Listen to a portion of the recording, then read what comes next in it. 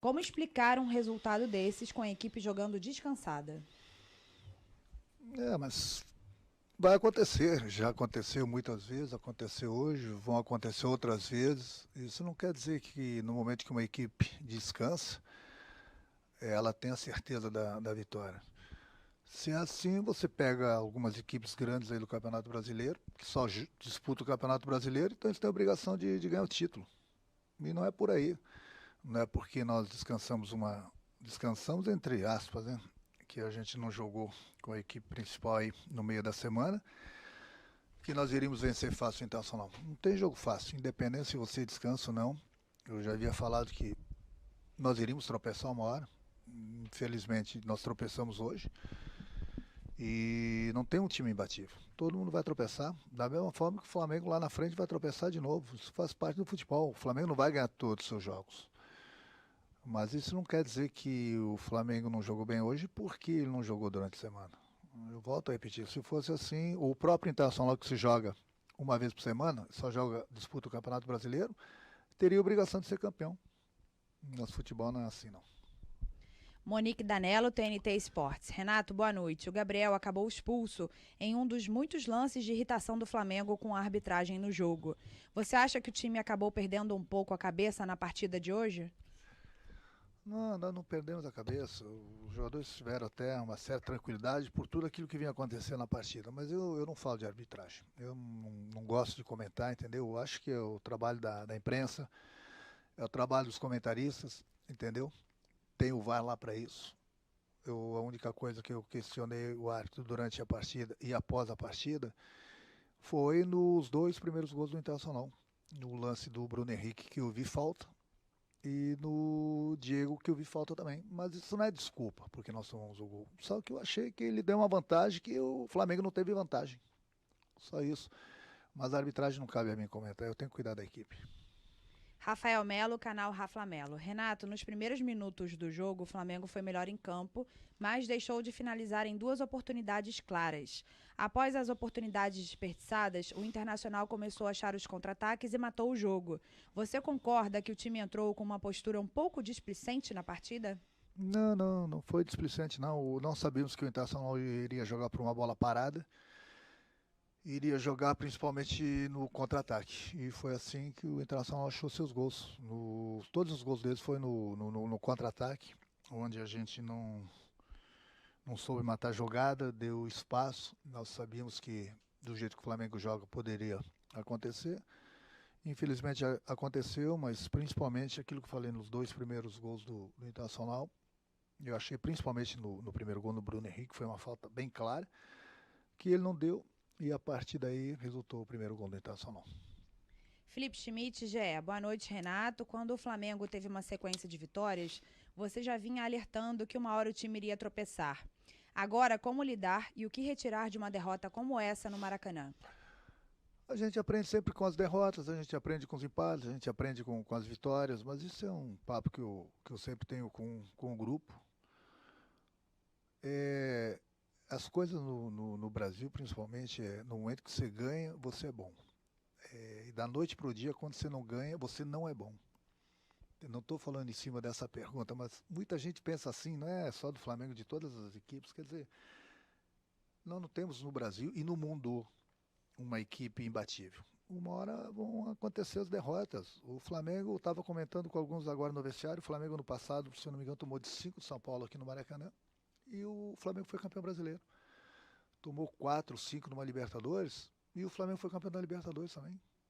Então, a gente não gosta que isso aconteça, a gente fica triste, entendeu? Mas é dar continuidade no trabalho, que a gente confia no nosso trabalho e confia no nosso grupo de jogadores. Pedro Henrique Torre, ESPN. Boa noite, Renato. O time iniciou até bem a partida, mas caiu muito de rendimento após sofrer o primeiro gol. A que você atribui essa queda?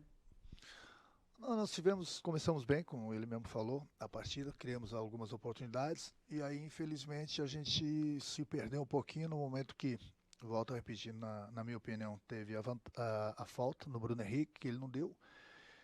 Teve a sequência, começou o gol, depois, durante a partida, até falei pro árbitro que ele estava falando muito com os jogadores estavam falando com ele, quer dizer, Não é desculpa, não estou falando da arbitragem, mas o árbitro tem que apitar de um lado e do outro. A gente não quer que o árbitro nos favoreça, também a gente não quer que favoreça o adversário, ele tem que apitar o que ele vê.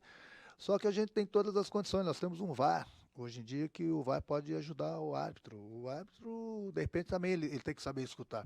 Eu escutei uma entrevista de um jogador do Vasco essa semana, que ele colocou muito bem. Você erra, o treinador erra, ele tem que vir aqui se explicar. O jogador erra, ele tem que vir aqui se explicar.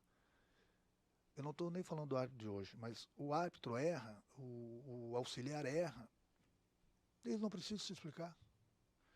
Quer dizer, é difícil. Eu acho que a CBF deveria repensar também, após as partidas, independente do resultado, o árbitro da entrevista também. Ele respondeu algumas perguntas também, ele tem que ser questionado. É muito fácil um árbitro errar numa partida e ele não dá entrevista, esconder debaixo dos panos, passa, no outro jogo ele está pitando. Enquanto que os jogadores, os técnicos são criticados. Por que o árbitro não pode dar entrevista? Por que ele não pode se explicar? Por que a CBF não autoriza? Quer dizer, então, muitas vezes acontece isso. Aconteceu, por exemplo, no jogo nosso de quarta-feira, de quinta-feira, o Michel fez um gol legítimo. Anularam porque não tinha VAR. O bandeirinha estava bem colocado. Estava meio metro atrás. Ele deu impedimento. E se aquele gol fosse para decidir a classificação? Então, é muito simples. Você erra, vai para casa. Outro jogo você está apitando, bandeirando. O treinador erra ou não erra. Acontece, mas ele está todo jogo dando explicações. Da mesma forma os jogadores. Então, acho que a gente vai aprendendo com o passar do tempo. Nós estamos no século XXI, né? Então, está na hora de a gente repensar algumas coisas. E, em termos de repensar, seria importante a CBF falar para os árbitros virem aqui e se explicarem também após a partida. Porque eles nunca erram, né? Eles nunca estão errados. Sempre são os treinadores, sempre são os jogadores. Mas quem sou eu para falar sobre isso, né? Mas seria importante, interessante os clubes se reunirem com a CBF e colocar isso para os árbitros também darem entrevista após as partidas. Luiz Antônio, canal Luiz Antônio Rubro Negro. Boa noite, Renato. Hoje o Flamengo não teve uma dinâmica de proteção para sua defesa e tomou 3 gols de transição apoiada e 1 de transição direta. Como resolver esse problema para os próximos desafios? Não, a gente tem treinado, o grupo está bem, a gente tem treinado, tem jogado bem, entendeu? Aquilo que eu falei, não é por causa de uma derrota, lá a gente fica triste até pelo placar, pelo que aconteceu. Hoje quase não deu nada certo pra gente, né? E o Internacional soube se aproveitar disso. Mas é continuar o trabalho. Então, até antes dessa partida, todo mundo era jogador de seleção brasileira, o técnico era um dos melhores do Brasil. E agora, não, tudo bem, a gente entende, nada deu certo hoje pra gente, acontece. Pode ter certeza que o Flamengo, e quarta-feira é outra competição, é Libertadores, e pode ter certeza que vai ser um Flamengo bem diferente do que foi hoje. Wesley Ramon, Portal Urubu Interativo. Renato, o Flamengo vem de 7 vitórias e com goleadas. Hoje é goleado pelo Internacional em casa.